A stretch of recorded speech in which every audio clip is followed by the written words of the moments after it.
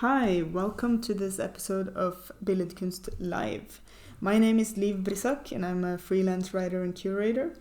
Today I'm in conversation with textile artist Damien Ajavon, or Damien in English as I will refer to them. And Billedkunst Live is a series of live and recorded conversations, panels, performative content and more with artists based all over the country. The episodes are all available at billedkunst.no. I'm with Damien here at Søndre Green farm near Norefjell, where they are currently based. The place has an international residency for textile artists called Airgreen, which we'll also talk about at the end along with Kristin Lindberg, who lives on the farm and organizes the residency along with several partners. Perhaps you would like to start by telling us a little bit about yourself. Hello, my name is Damien. I'm French with the African roots, so-called Afropean. My mom is from Senegal, my dad is from Togo. I was born and grew up in France, Paris, and I came to Norway almost 2 years ago. I'm studying textiles and I've been practicing and using textile craft for more than a decade now, and I'm finishing my master at KIO and in the arts and craft department this June. Yeah, wonderful. And right now we're sitting in Damien's house. It's called the Little House here because this farm has many houses. And so there's much, so much space, and there's horses and chickens and a great view of the fjord. But in this house is where you live when you're here, and there's textile works on all the walls, and there's one right here that I wanted to start by addressing. Do you want to describe, just for people listening, what we're looking at right now? Sure. This is one of my favorite artwork and my most sentimental piece. It's a jacquard weaving of my ancestor Ndateyala. I made it in my last year of my BA in Montreal. It was a project that was called Ode in Ode Ndateyala. So basically it was like to pay a tribute to my ancestor. And during my old BA, it was a bit difficult to find some references about like artists of colors and just like references of like a diversity in like artists and craft makers. So I started to have this imaginary conversation where I started to share my insecurities, but also my creative process, and I learned more about her story and I dig into like my family archives. So she's my ancestor from my mom's side. She used to be she's the last queen actually of the village in Wallo, which is like the part next to I forgot the name of the country next to it, in the top part of Senegal. Anyway. And she used to protect. So the last thing she did was to protect her own before she got colonized. So when there was a double colonization. So so it's Mauritania. Sorry, I remember the desert part of Mauritania. Yeah. And so the warrior from Mauritania came to invade the land, and also the French came also to colonize. And what she did, it was like she was known to because she sacrificed her people. So she decided to sacrifice the people in a house that they burned down to not give themselves to the colonies. And it was like an act of resistance by that time, and also a way to protect the knowledge and like the history of the place. So hold on a minute. Sacrifice. Okay. Yeah. So they actually kind of committed a mass suicide. Is that what you mean? Or? Yeah. Okay. In this case, so some of them, not all of them died, but most of them got burned alive because they didn't want to be slaves or being tortured or. I mean, you know what is like the prejudice of colonization. It's like they're used until they're not useful, and so that was the act of resistance she did. So, and yeah, she decided to not give herself to the the Wow. colonizers. So she died on that day as well. No, Okay. she didn't die. She got exiled by the French, and she was sent to a small island in the Caribbean, and she died there. Uh-huh. And the rest, I mean, there is still survivors because part of my family is like from this village. So it's it was she was the last female figure that was like present and said no, I don't want to be colonized. Yeah.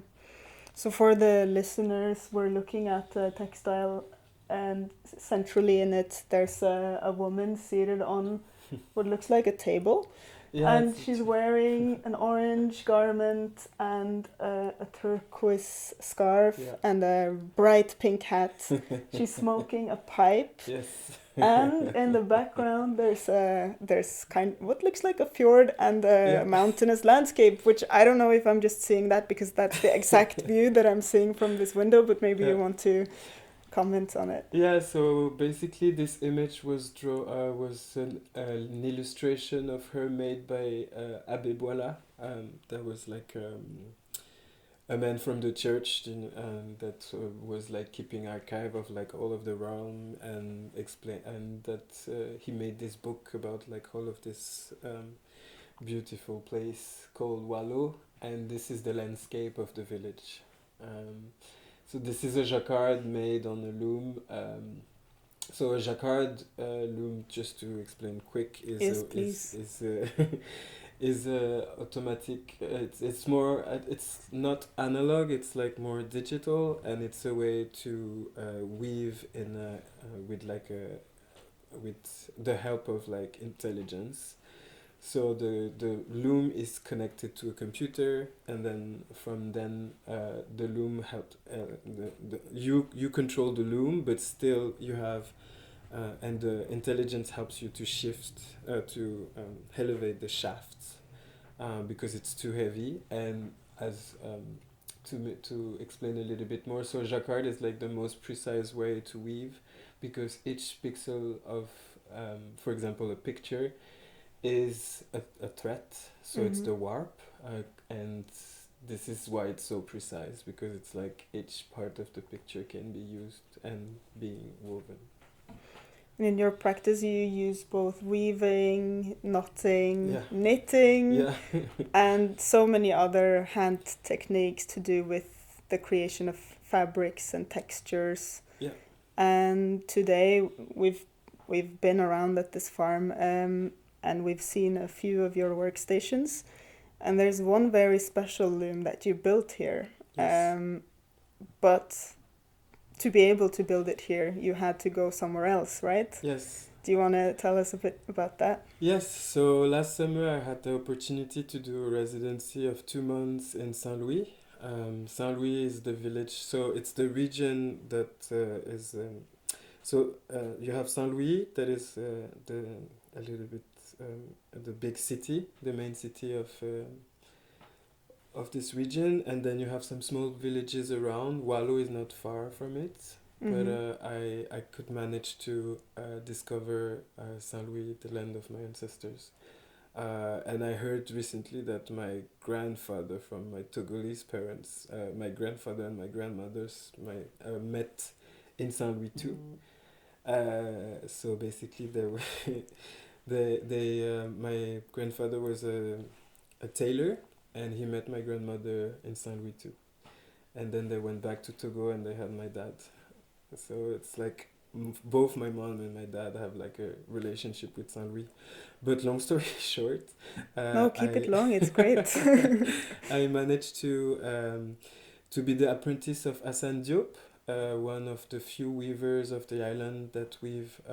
that do Manjack weaving, in this small atelier called Atelier Tess, run by this woman called Mai Diop, but they're not related. Okay. And Hassan took the time to teach me the fundament of like Manjack weaving. So I was coming every day, sitting down with him, and he taught me how to set a warp, because it's like a completely different system. Even though it's like quite similar, it's like still different. Even the way that you prepare your warp is like not the same machine. It's more artisanal, but not artisanal, but more simpler. And they use different materials from around to make the loom, but or even the warp, to prepare the warp. And so I managed to connect with Hassan, and he showed me how does Manjack loom work, but also all of the storytelling and the mystery and the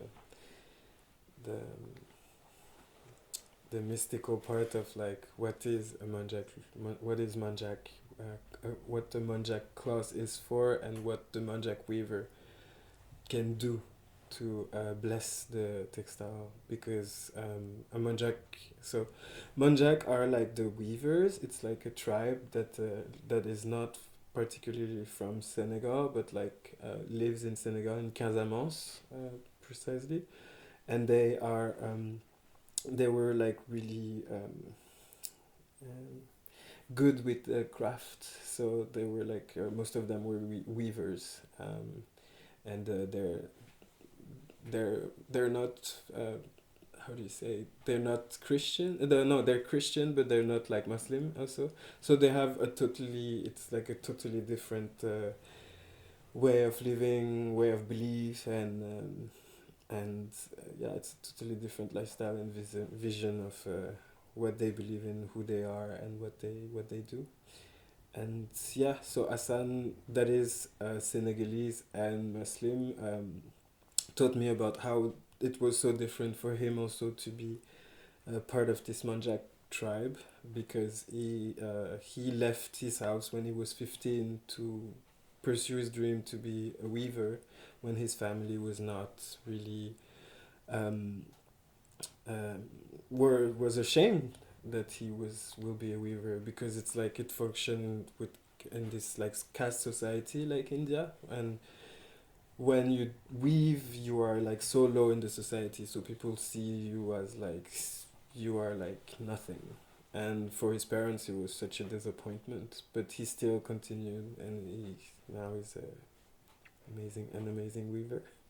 And you were saying that this tradition of weaving is one of few that have really evaded colonization and appropriation from the West, right? Yeah, absolutely. Yeah. So Manjack weaving is one of the few techniques that was not used by the Westerns, and it's so amazing to see that this technique is still owned by African and by West Africa, and still being spreading. But I mean, spreading is a big word, because it's in some places we lose this tradition of weavers. Like for example, Hassan's son don't want to be a Manjack weaver, so there is some people who wants to learn it, but it's getting a few, and this is also like this stress with like craft. It's like people learn and know a craft, but is it gonna be sustainable, and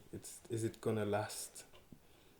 Yeah. But Manjack weaving is like one of the only that is still from West Africa and like stay there. So. But how was it for you to come there and ask to be taught by this person that, I don't know, had you met him before or? No, I never met him, and this is also the thing, as you come as like a young Afropean with your idea, and you're like, hey, I want to learn that. It's not easy. It's you have to earn their trust and respect to be part of the system, and especially when you are like weird looking or like a little bit extravagant. He was really open-minded, and one day he asked me if I like boy or girl, and he saw the panic in my face, so I couldn't. He was like, it's okay. But there is yeah, I missed track of the questions. No, how? So you had to earn your trust, Yeah, but I how have. did you do that? I came every day, sit down with him, and the connection was really quick and really organic, and we vibed completely, not spontaneous, naturally. Yeah. It was a real pleasure to meet him, and I told him, and he was also happy that I was familiar with weaving. So I think it would have been even more weirder if I didn't know how to weave, because he would have to take so much energy to teach me everything from scratch. And then he felt more comfortable also to talk to me, and like he knew that some technical things will be easier for me to understand, even though it was, this technique is completely it's really difficult, but still I managed to keep track on like what was what and what he was showing me. Yeah. So persistence and prior knowledge and coming back Exactly. every day. Yeah, but it was also an agreement. So because Mai is like the one who owns the weaver, the weaver atelier, and she told me like, yeah, you can learn with my apprentice, and also I had to pay for his time, so it was like production money that I had. So I felt also really happy to be contributing to like keep this knowledge alive, and I think it was really honored that someone from outside like me was coming and learn how to do this and maybe keep it and show it to some people later on. I'm still in the process of learning, and I'm not mastering it. I just managed to build the loom and make it work slowly. So it's Yeah, because now you've built a loom here at the farm. so I had the help of the incredible Yanis. He lives on the farm with us, and he managed to understand how the loom function, and he yeah, he basically put it together and gave birth to this to this beast. Yeah. But the amazing part is like also that I also because I'm a craft, I weave, but I'm not good at construction. I mean, I know how to use a drill barely, but you know. So of course I needed the help of someone, and it was really great to ask him, and that he understood so quickly like how the loom function. I showed him some picture and explained him, and yeah, he used the wood from the farm. So it's also really great to merge like history of like Søndre Green, and to give like sustainability to some of the material that were just like there for a long time. Yeah, and there's this old. It's in the old kind of barn, and Høytørka, yeah. yeah, høytørka, Yeah. a very long room. Yes. Yeah, Yeah. where the length of the room, it helps you, right, Yeah. to have very long lines of thread. Yeah. Yeah. Yeah, absolutely. I wanted to also talk about some works that we saw in Høytørka in this room, Yeah. where it's a series, I guess, of works where Mhm. they are jacquard textiles, but based on photographs of that loom Yes. and you Yes. wearing some other textiles on your body. Yeah. And those photos are taken in the wintertime and there's snow. Yes. So you have this meeting between many worlds. Yeah, I wanted to find yeah, a true connection with my stay in Norway, and at the beginning it was difficult for me to connect with the land, and I think it really started when I moved here.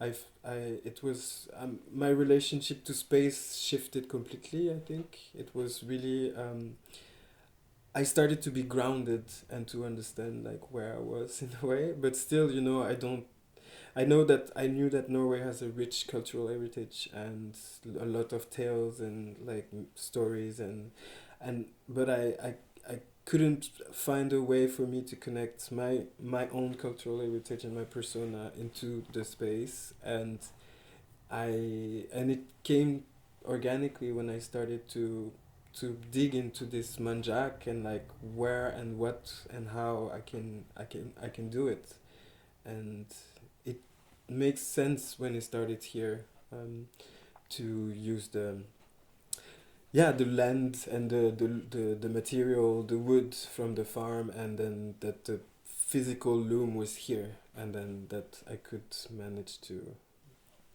use it outside in a way. So Yeah. it's I felt it was a yeah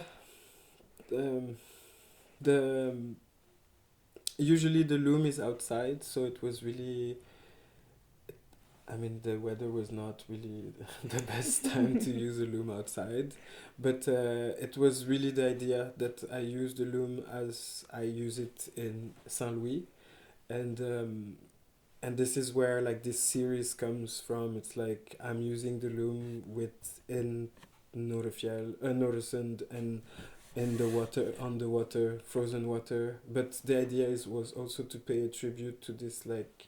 Um,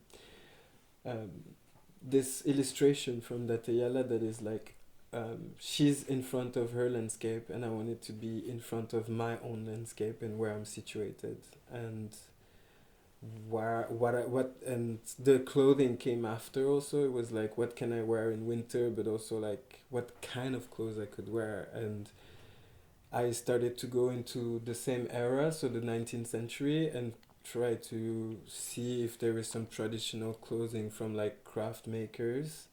And then since I wanted to represent someone that has no gender, it was also like logical for me to wear clothes that are not like my gender, to also break these norms and to show that a craft maker don't need to have like a certain type of clothing to take care of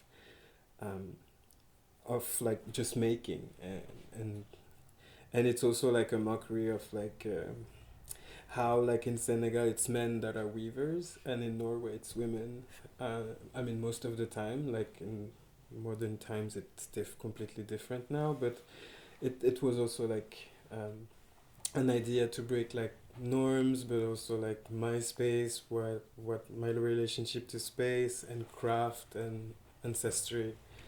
So Yeah, and you're wearing selbuvotter, the mittens, yeah. and I think the fabric on your lower body is from kind of a women's bunad. Yes. Yeah. So it's like a bunad from more or less from the 19th century, from like Trøndelag Yeah.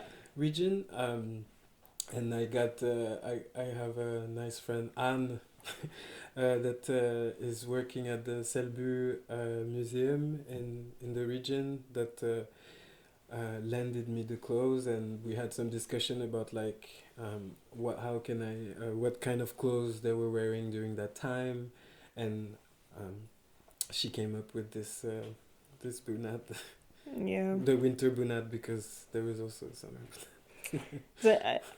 We've spoken about this. We spoke. You identify as non-binary, Mm-hmm.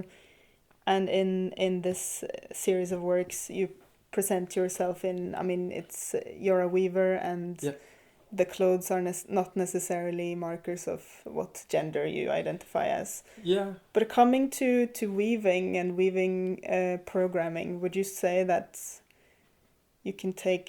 Can you make weaving non-binary, or is weaving in itself a Yeah. binary Yeah. procedure? Absolutely. So you mark a point. It's like weaving is binary because it's 1 2, and then the code is like always 1 2 3 and 1 2 1 2.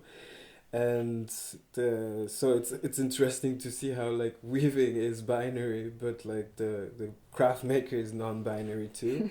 uh, and it's like I don't think I wanted to really focus on gender here, but it was really a way for me to leave a trace and create my own archives, because it's a self-discovery, and being here, learning about the space and learning about myself also. I think it's a process that we all do, but it's like, for me, it's like I'm learning so much about myself these days, and I think it's so important, that I wanted to keep trace of like what was happening, and especially that I learned a technique that I brought overseas here, and that I can be, and that I'm able to sustain in a way, was so very important, and to recreate like this atmosphere and like tangible and leave a trace, like yeah, to leave a Yeah, trace. it's an archive of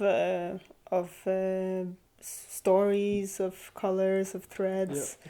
Uh, but in your idea of the or your ideal archive, who is it for? So this is not my battle. It's like it's a battle for all the Afropeans. You know, you don't know where to start, and especially in the academy, writing this thesis was like challenging to find some books, references, um, even a tutor. But we'll go on that.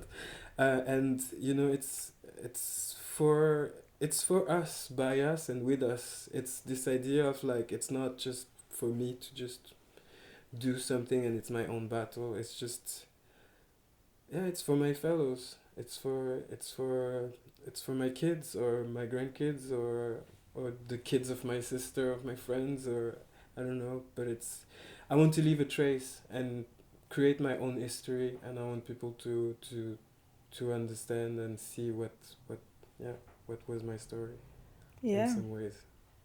yeah, you're leaving many traces and many also in upcoming exhibitions. There's your MA graduation show coming Yeah. up, right? But then there's also a few other ones, quite a lot, which is great, and Yeah. they're all in the coming year or so, right? Yeah, Yeah. I'm preparing slowly um, yeah, after Kyo, and to have this artist life. We'll see we'll see step by step. Yeah, and there's also an exhibition here at Søndre Green farm on Saturday. Yes, so as I don't know if I precised it, but this is part of my master project, and it's also it made so much sense for us to present it here, because everything started here in some ways. So it's called the mini festival, and it's gonna take place from Saturday till Sunday, and there will be like a program with like it's kind of an open day where like we all open our studio and present the project we're working on, Yeah. and there will be like the four resident from Airgreen, Lars, Lucia, Kristin, and Rachel, and we'll just share our passion for textiles, and yeah, present some work with the help of Kristin Yeah, Lindberg. we have Kristin Lindberg here with us that we're gonna talk to in a second. Before moving to that, I just wanted to ask a little bit more about your background, because you've lived in so many countries, you've trained with a variety of different artisans and craftspeople, mostly in Europe, right? Yeah. Where did you start your crafts career? Well, my craft journey started. I went to school in Brussels, and I didn't like it, and I dropped out. I went to Netherlands. I started school, and I didn't like it, and I dropped out.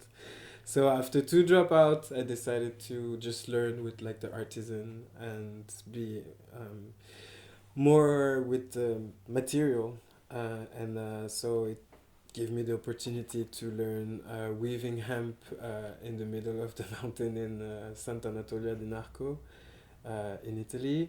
I learned also the technique of dyeing cashmere in Foligno. I also made feather work for high fashion in Florence. Some felt making, hats, and construction in Canada.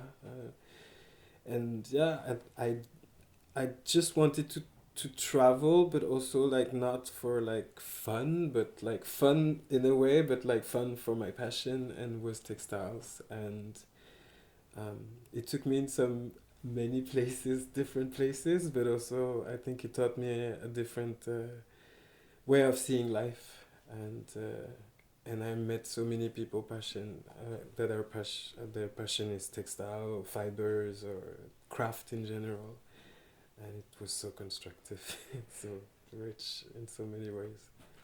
Yeah, and your passion for textiles is also what has brought you here to this residency, right? Absolutely. So I did the residency last summer in August, and I enjoyed it.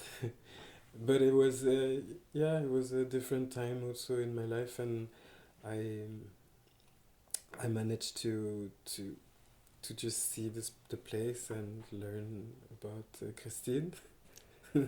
Yeah. But, Hi, Kristin. Hi. Yeah. So yeah, it was. It started here also. My experience in Norway, more or less, also Kio. Yeah. But Kristin Lindberg, you've been here through the whole conversation. What has it been like for you to have Damien here for quite a few months now, and and also they're coming back, or they're staying for a while, so maybe you want to share your experiences, since this is also your home. Yes, it is my home, and it has been my home for almost 40 years. I'm from outside Oslo, and I came here for more than 40 years ago, and I'm an artist as well, and you asked me first how it was to have Damien here. Yeah. It's quite all right. No, it's wonderful. We're having a wonderful time together, and he came here, as you said, last August, and he went. And then we were driving to Oslo, and he said, I don't know, I have to move, where to stay. Oh, you can come and stay here, I said, in my sommerfjøs. The room we're sitting in now is the sommerfjøs, where there used to be cows. How many years ago? For more than 100 years ago, it was cows here. And then it just stood there as an empty building, and I saw the potential, and I made it to a studio. So it's called Green Studio, actually, and it functioned very well. You can stay here. You have a bathroom and kitchen and everything. It's only 36 square meters, but it functions very well. And it was available for him after the 1st of November. So I said, "Why don't you come here?" And he came. And it has been such a wonderful time, and I think it will go on for some more months or years, I don't know. But we have so much in common, and sometimes I come up in his studio, and sometimes he comes, or not sometimes, quite often. He is in my studio. Yeah. And we are working on our own project, and it functions so good, really. So of course I want him to stay. And, I understand why. And when now we're having this open day. We always used to have open days during the artist in residence, but this time we wanted to expand it for 2 days, not only 1 day. And we got some extra money from Viken County for making this, what we call a mini festival. That's happening on the 13th and 14th of May, right? Yes. Here So at Søndre Green. And meet the artists. And Damien will have a solo show in Høytørka. And the 4 other artists, they will open their studios, and you can come and see working in progress. Yeah, because this is a place where, in addition to Damien, there's 4 other residents, and it's called Airgreen, and your role is? what to say? Host. It's a cooperation between Norwegian textile artists and TK, and we started in 1916 by an accident or incident, or what can you say? And some of them working at the office, daily leader, they came here just to have holiday for a weekend, and of course I had a purpose that I wanted them to come. Because I wanted to use the farm as a, maybe for artists, I didn't know. And I just wanted them to have a look. And they came, and after 14 days they called me back, "Oh, do you want to have an artist in residence here?" And I said, "Oh, yes." And we had a meeting with the mayor and people from the county, and we gathered a lot of people here, and they all were so excited. So now it started the year after. So it went very, very quickly, the process. So we get money from Furtheron municipality, and we get money from Viken. And I have also got money from Kulturrådet. Now it's the Direktoratet, yes. To rebuild sommerfjøset, and also to rebuild the høytørka, and to make a library for art books. That's very useful for the artists, and just to make it usable for artists. Yeah, and just for artists or writers listening, it's for textile artists, and where can people apply? Yeah, this art, Airgreen, is based on textile art. You have to have some connection to textile art, and you have the application you send to Norwegian textile artists. They are the jury, and you have to apply with this project.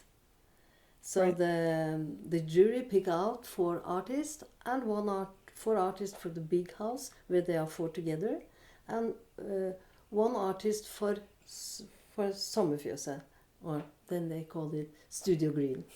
It's not sommerfjøset when they have.